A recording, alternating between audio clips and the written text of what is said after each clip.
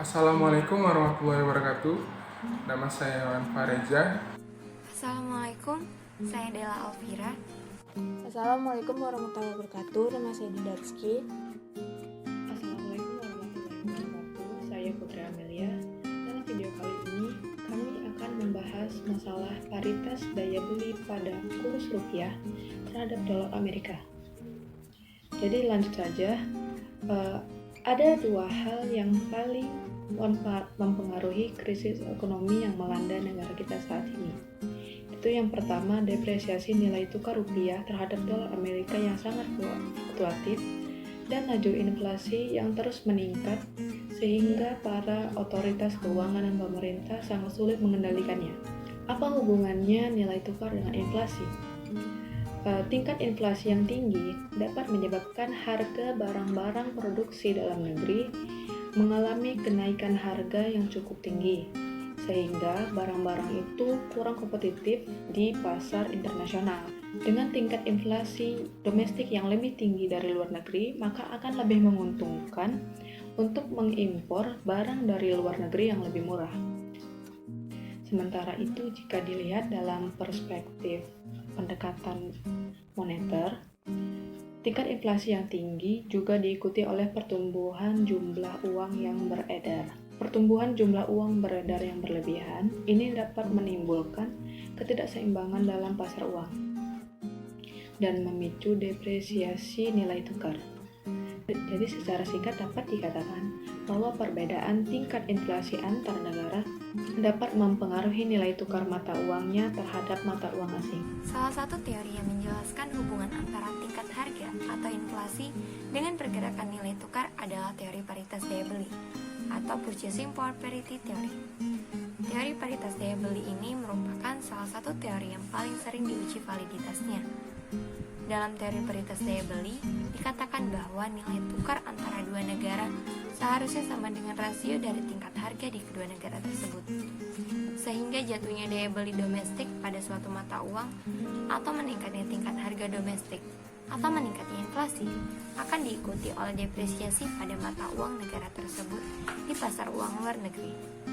Namun jika yang terjadi adalah sebaliknya, yaitu daya beli domestik mengalami kenaikan atau tingkat inflasi turun, atau terjadi deflasi, maka akan diikuti pula oleh apresiasi pada mata uangnya.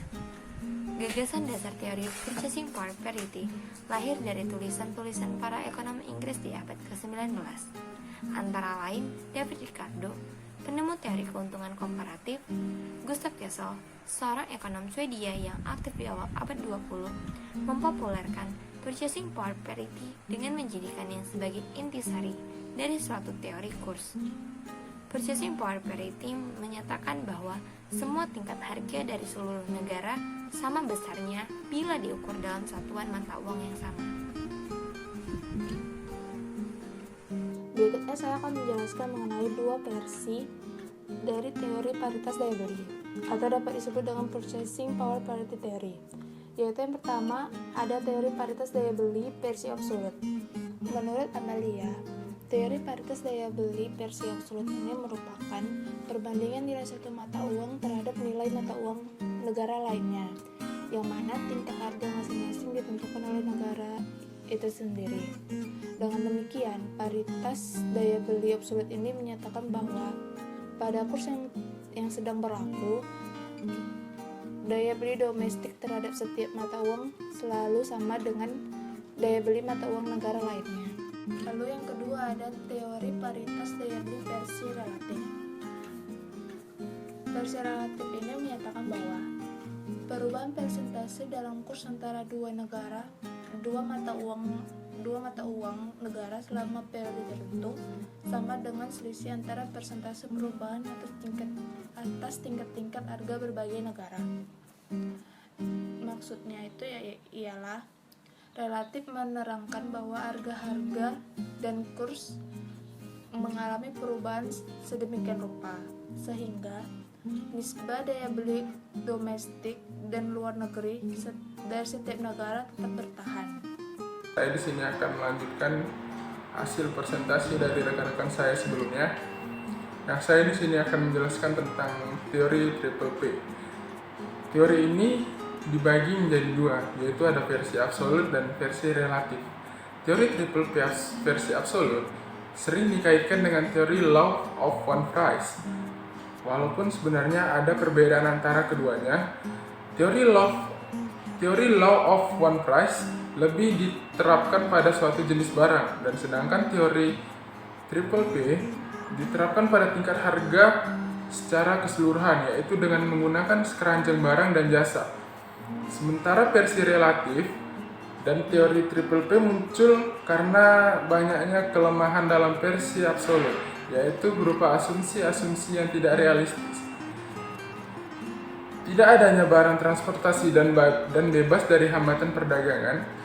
Dalam kenyataannya, biaya transportasi maupun hambatan perdagangan tidaklah dapat diabaikan.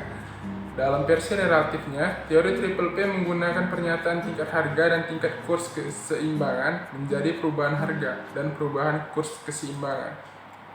Berdasarkan semua pembahasan di atas, maka dapat disimpulkan bahwa menurut teori paritas daya beli, kurs antara dua mata uang akan berubah sebagai reaksi terhadap perbedaan inflasi antara dua negara. Akibatnya, daya beli mata uang tersebut akan sama, dan kurs valuta asing akan cenderung bergerak menuju rasio daya beli antara dua mata uang dalam jangka panjang. Jadi sekian dari presentasi kami untuk materi ini. Kami ucapkan terima kasih kepada rekan-rekan sekalian yang telah mendengarkan video kami. Bila ada kekurangan, kami mohon maaf. Kepada Allah saya mohon ampun. Wabillahi taufiq wal hidayah. Wassalamualaikum warahmatullahi wabarakatuh.